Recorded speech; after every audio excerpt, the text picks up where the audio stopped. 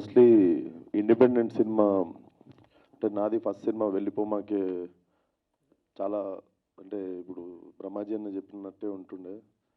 నేను kinetic Noah వేసుకొని అమీర్పేట పోయి షూటింగ్ చేస్తుండే. మేము ఆ సినిమా మొత్తం 13 లక్షల్లో చేసామన్నట్టు.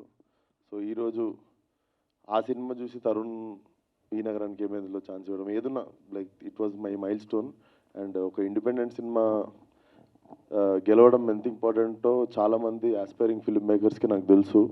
సో ఇలాంటి సినిమా గెలిచినప్పుడల్లా చాలామంది ఫిల్మ్ మేకర్స్కి మళ్ళీ ధైర్యం వస్తుంది. ఎందుకంటే వచ్చిన ప్రతి సినిమా ఆడడం జరగదు కదా. సో 2 సినిమాలు ఆడకపోయేసరికి చాలామంది ఒక డిసప్పాయింట్మెంట్లోకి వెళ్తారు.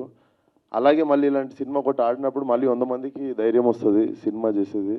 And I feel every one చాలా అన్కండిషనల్గా స్టోరీని దయాగారు రాసిన స్టోరీని నమ్మి లవ్ చేసి వచ్చి పనిచేసినట్టున్నారు. సో డెఫినెట్లీ నిజాయితీగా తీసిన సినిమా ఎప్పుడు ఓడిపోదు.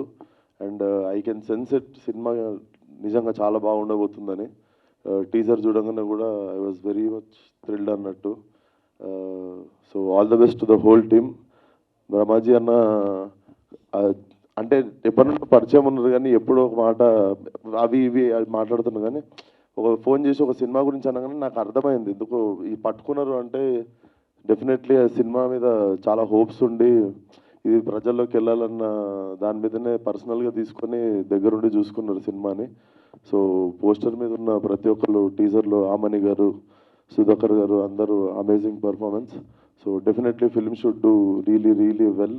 ఇట్లాంటి సినిమాలు గెలవడం చాలా ఇంపార్టెంట్. ఇట్లాంటి సినిమాకి జనాల సపోర్ట్ కానీ మీడియా సపోర్ట్ కూడా చాలా అవసరం.